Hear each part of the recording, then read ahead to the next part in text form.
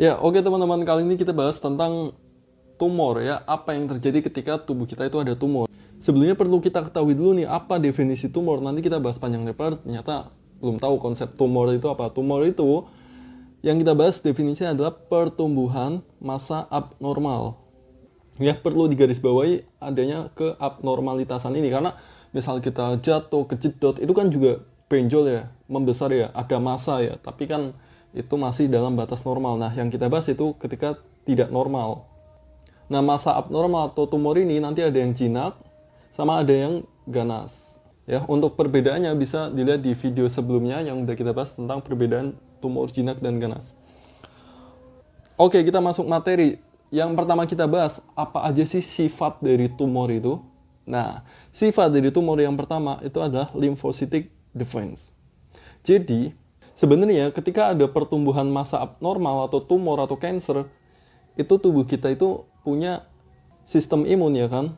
Sistem imun ini bisa mengetahui sel-sel abnormal, entah itu sel tumor, sel kanker, atau sel yang udah mati, sel normal yang udah mati, itu akan dibasmi oleh si sistem imun ini ya. Dia akan dimakan. Nah, tapi tumor ini kan sampai membesar ya. Artinya apa? Ketika tumor membesar, artinya sistem imun kita itu tidak cukup kuat untuk melawan tumor ini ya. Karena adanya efek defense mechanism dari si tumor. Ya, bisa dilihat di ilustrasi di atas. Normalnya, ya protein yang ada di permukaan tumor ini akan dikenali oleh sistem imun, limfosit. Nah, tapi pada keganasan atau tumor, deteksi oleh sistem imun tadi justru akan membuat sistem imun itu mati alias apoptosis ya. Nah, jadilah si sel tumor nambah banyak, berproliferasi sampai membentuk massa yang besar. Nah, sifat yang kedua, dia itu bisa menyebabkan local damage. Ya, karena adanya pertumbuhan massa, otomatis dia akan mendesak organ-organ di sekitarnya ya. Nah, yang paling berdampak itu contohnya pada otak ya. Karena otak kan dikelilingi oleh tulang tengkorak nih yang dia nggak bisa melar ya. Nah, ketika ada massa dia akan mendesak si otak ini, padahal otak kan udah full ya, udah ngepas nih ukuran kepala kita, ada tumor. Nah, terdesak. Nah, ketika ada desakan itu akan meningkatkan tekanan intrakranial yang bisa berakibat macam-macam nih. Salah satunya itu epilepsi ya. Kemudian dia juga punya sifat metastasis atau berpindah ya, menyebar. Nah, ketika suatu sel itu tumbuh, itu kan saling berlekatan nih ya antara sel satu sama sel lainnya. Nah, tapi pada sel kanker atau sel keganasan, sel kanker ini punya protein yaitu enzim proteolitik ya. Nah, enzim proteolitik ini itu akan memecah ikatan dengan sel di sekitarnya sehingga si sel ini bisa memisahkan diri dan meluncur ke pembuluh darah atau pembuluh limfa dan menyebar ke organ lainnya ya, misalnya paru-paru. Nah, di paru-paru nanti dia akan mengalami 3 proses ini ya. Adesi pertama nempel dulu, lama-lama nyaman. Jadi terjadi penetrasi dan proliferasi ya. Tambah banyak deh. Akhirnya sekarang ada 2 organ yang terkena tumor. Nah, sekarang yang kedua, kita bahas apa efeknya, apa dampak tumor hidup di tubuh kita. Oke, efek yang pertama, tumor ini bisa mati ya. Namanya sesuatu yang hidup itu pasti akan mati. Nah, ketika sel tumor ini itu mati atau beregenerasi, sel ini kan mengandung protein-protein nih. Nah, pemecahan protein ini itu akan membentuk asam urat yang berlebihan sehingga membentuk hiperurisemia. Ya, sel-sel normal kita ketika mati, ketika hancur itu juga membentuk asam urat. Tapi kan masih dalam batas normal. Nah, ketika ketambahan massa banyak nih, yang mati otomatis banyak, maka terjadi hiperurisemia. Kemudian matinya tumor, matinya sel-sel itu juga menyebabkan keluarnya kalium ya, yang bisa menyebabkan hiperkalemia. Nah, kemudian tumor ini kan tadi kita bahas bahwa tumor ini dia punya antigen ya, ini yang hijau, punya antigen yang bisa dikenali oleh si sistem imun ya kan. Sistem imun ini dia akan mengeluarkan antibodi ya, ada banyak antibodi yang dikeluarkan. Nah, apa dampaknya ketika terjadi gerombolan antibodi kayak gini? Nah, dampaknya itu bisa merusak ginjal ya, renal damage. Selain itu, antibodi ini juga bisa memicu penyakit lain, yaitu miastenia gravis. Apa itu? Kelemahan otot karena blokade dari reseptor asetilkolin ya. Harusnya di sinaps itu ada reseptor asetilkolin. Ini asetilkolin mau nempel di sinaps, dia diblok oleh adanya antibodi tadi. Dia diblok oleh adanya antibodi dari tumor tadi ya. Sehingga bermanifestasi kelemahan otot ya, yang disebut miastenia gravis. Nah, kemudian entah mengapa tumor ini itu bisa menyebabkan abnormal blood clotting atau pembekuan darah yang abnormal. Sehingga pembekuan darah terganggu ya, tidak membeku, tidak ada pembekuan darah, sehingga ketika terjadi perdarahan sedikit saja dia bisa bocor ya.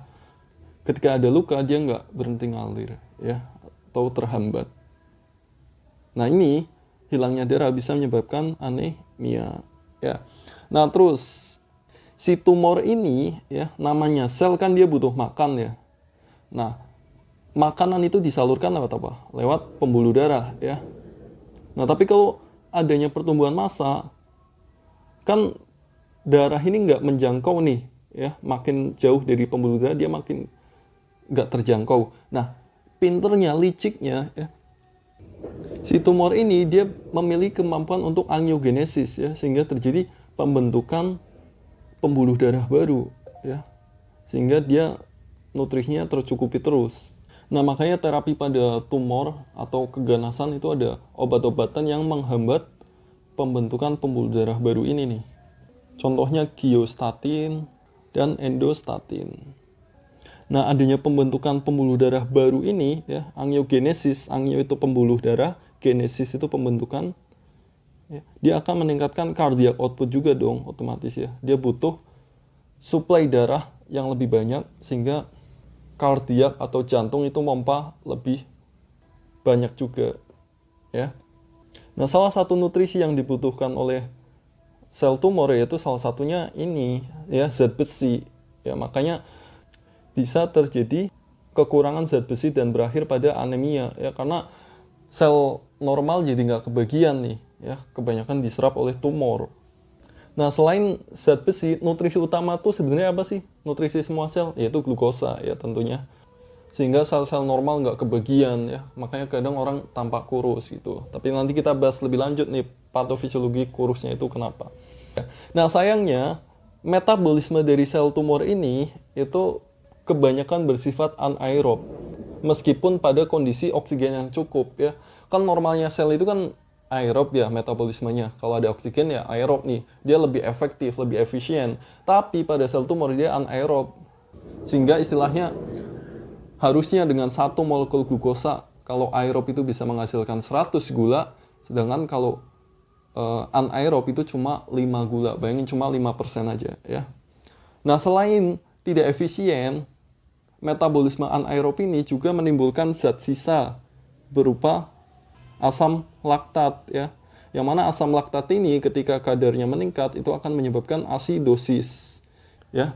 pH dari darahnya itu menurun ya. pH-nya turun jadi bersifat asam ya. Nah, dari sini bisa timbul komplikasi lainnya.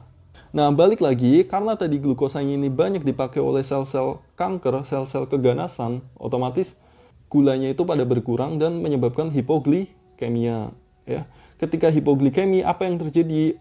Saat kadar gula di pembuluh darah itu sedikit, hormon-hormon kontra insulin ya berupa glukagon, kortisol, dan katekolamin itu akan meningkat.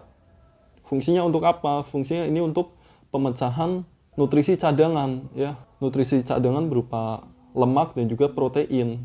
Nah, karena lemak dan juga protein di tubuh itu dipecah ya, akhirnya apa? Akhirnya kurus orang tuh ya, sehingga terjadi tumor kaksesia, yaitu penurunan berat badan yang disebabkan oleh tumor ya. Nah, kemudian ada juga nih efek samping, dampak buruk dari peningkatan hormon-hormon kontra insulin tadi, yaitu meningkatkan tekanan darah ya. Nih kortisol dia akan meningkatkan tekanan darah, katekolamin juga epinefrin, norepinefrin ya. Oke, ya itu efek dari hipoglikemi.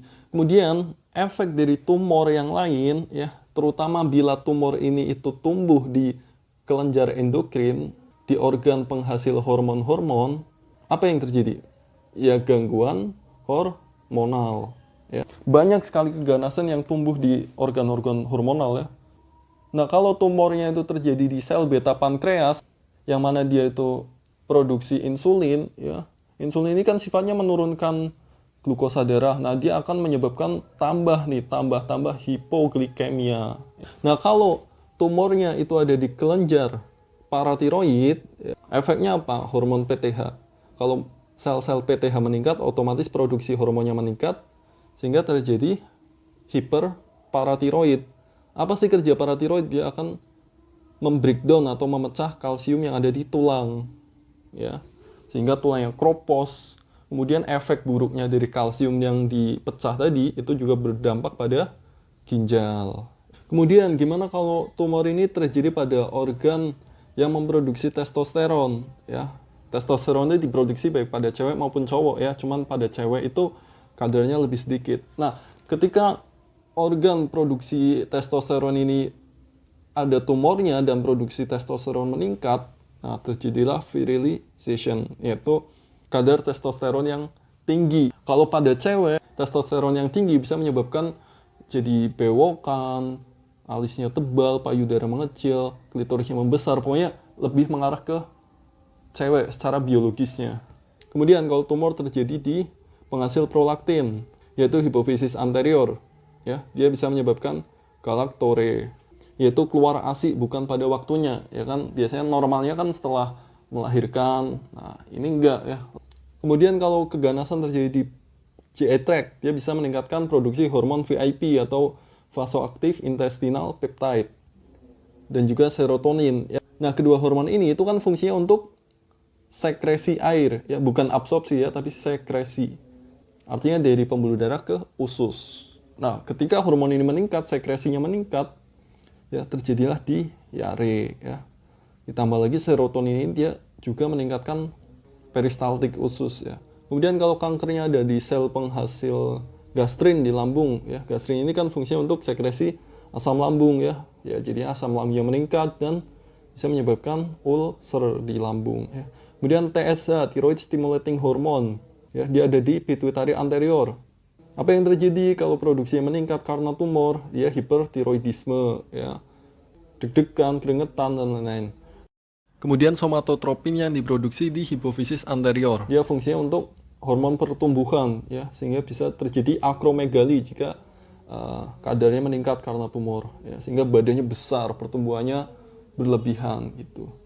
Kemudian kalau dia di hipofisis posterior, ya, produksi ADH. Kan dia antidiuretik hormon. Kalau dia meningkat, ya, pipisnya sedikit sehingga hiperhidrasi, ya, kebanyakan air. Oke?